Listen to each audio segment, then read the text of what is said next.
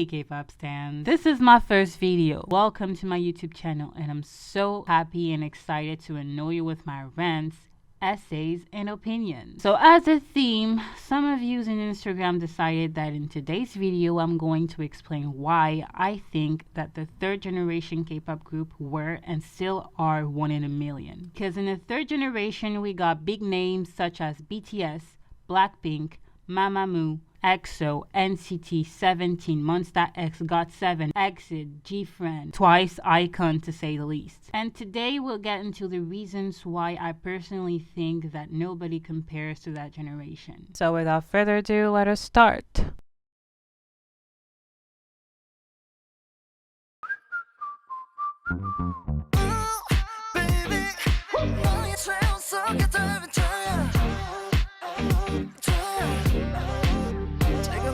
Now wait up before throwing tomatoes at me. I'm really aware of the fact that there's third generation groups in these companies, but hear me out, because I don't really mean a literal downfall. Like, yeah, I'm saying a downfall, but what I mean by that is that groups from other companies, smaller companies than the big three, started to step up their game, impose their style and creativity, managed to be successful, and sometimes even more successful than big three groups. At some point, and in my opinion, that's something that the third generation pretty much blueprinted, since it was some kind of a rare phenomenon in the second generation. Surpassing a big three group was a big deal back then, but now it's fairly common and usual for groups like BTS, for example. We got big names such as BTS from Big Hit, Mamamoo from RBW, Monsta X from Starship to say the least, and they aren't from big three, but most of them ended up having more success and being more referenced than any big three group. Even more than that, give a name and a popularity boost to their company. And that's something you rarely saw back then, and it shows the singularity of this generation.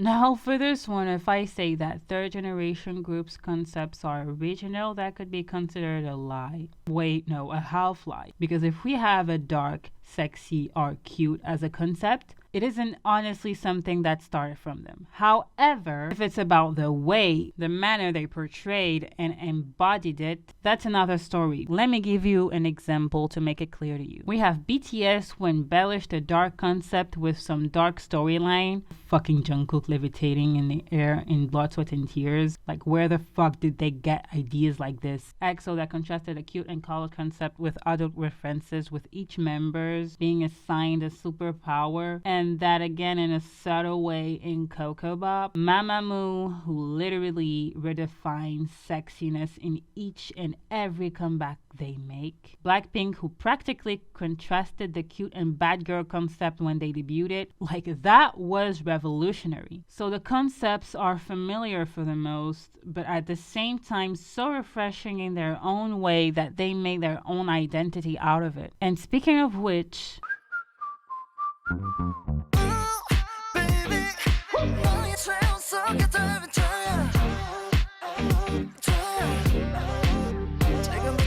I know this looks like I'm repeating myself, but these groups having their own identity is one of the biggest arguments I have in the third generation being the GOAT. What I mean by that is that, for example, if you're a K-pop stan, if you find yourself liking more fourth generation groups than third generation groups, maybe you might don't know or stan any, but you might know them without even knowing their names. Do you know what I mean? Let me explain with some examples to make it more clear for you. When you talk about that one group that has a lot of members with a crazy sync and energy in their choreos, we think about 17. Or that one group that has insanely good vocalists and sampled some opera on their debut song. We think about EXO. Or that other group that sings Boombayah. Or that one group that sings Zimzalabim. If you don't know this song, honestly, I'm wondering if you're a K-pop stan, because even non-K-pop stans know this one. I'm sure you've heard this song at least once in your K-pop stan journey. And that proves how much the third generation is omnipresent. And it also proves its impact in your socials. I mean, it is undeniable, no matter what your preferences in K-pop are.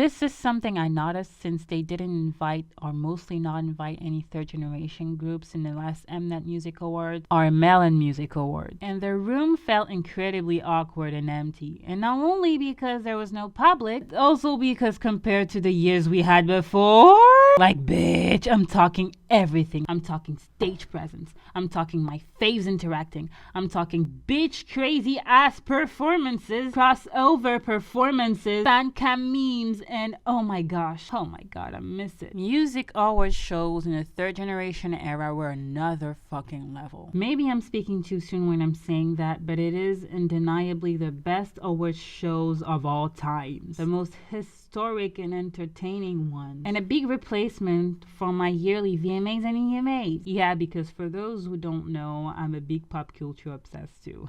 Well, maybe it will be more entertaining than that in the future. Because who knows? Like I said before, maybe I'm speaking too soon, but for now, Jimin performing blindfolded lives rent-free in my head.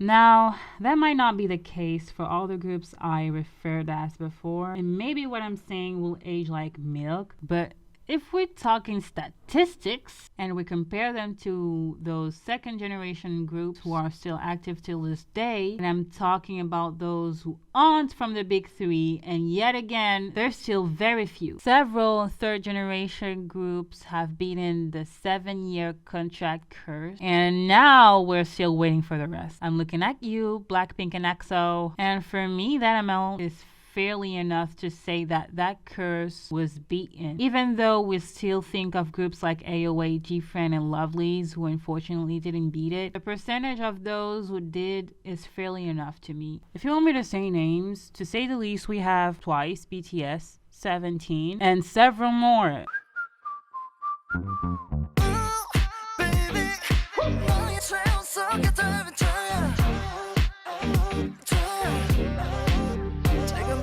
If you're waiting for me to say that BTS paved the way, you're going to wait because, that's not it. No, jokes aside, it will be unfair to me to say that the third generation is the best without mentioning them. They may not pave the way, like some might say. Maybe that's an unpopular opinion from me. They did not pave the way, okay?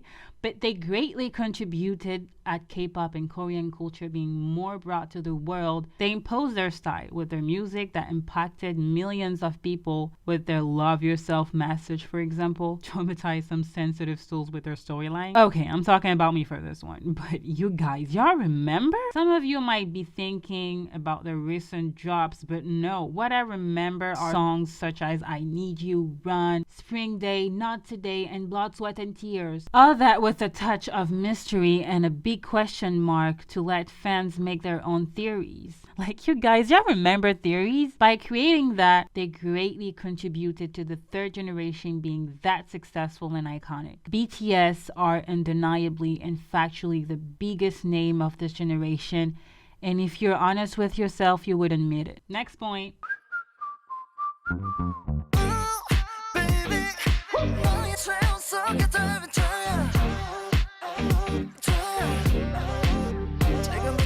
Now that we talked about BTS, what could be a more smooth transition than calling the third generation the most globalized? Let's not forget that K-pop started to be a very global phenomenon in the mid-2010s, which is when most of the third generation popular groups today debuted. And it never stopped getting more huge and popular since then. And I personally think world tours in other places than East Asia being a more common thing recently should be thanks to the third generation. I'm not saying that it didn't exist before, just that today a group from a small company like The Boys or 80s, for example, wouldn't tour in Europe or USA that easily back then. Or a group like Everglow, they wouldn't sell that much album and having that much streams on platforms such as Spotify if certain groups before didn't popularize K-pop somehow. The third generation amplified the K-pop stan mania, and they hugely contributed to K-pop being popular worldwide.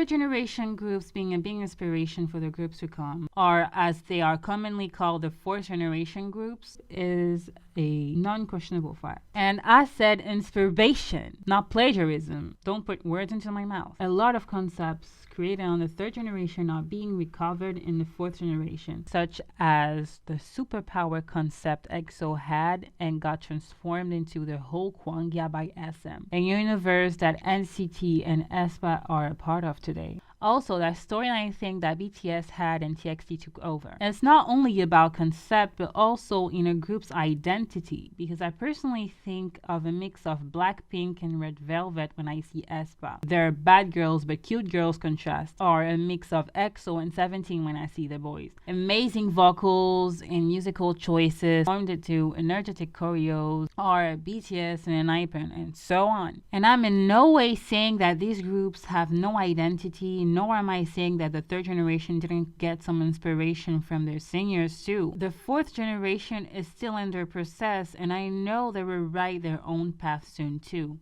Also, another thing. Fourth generation groups usually do a lot of dance covers, right? And who are they referring to most of the time when it's the case? Exactly. Okay guys, that is it for today's video. I hope you liked it. And if you want to share some feedback or share your thoughts about anything related to this video, you can write it down below. Don't forget to like and subscribe if you haven't.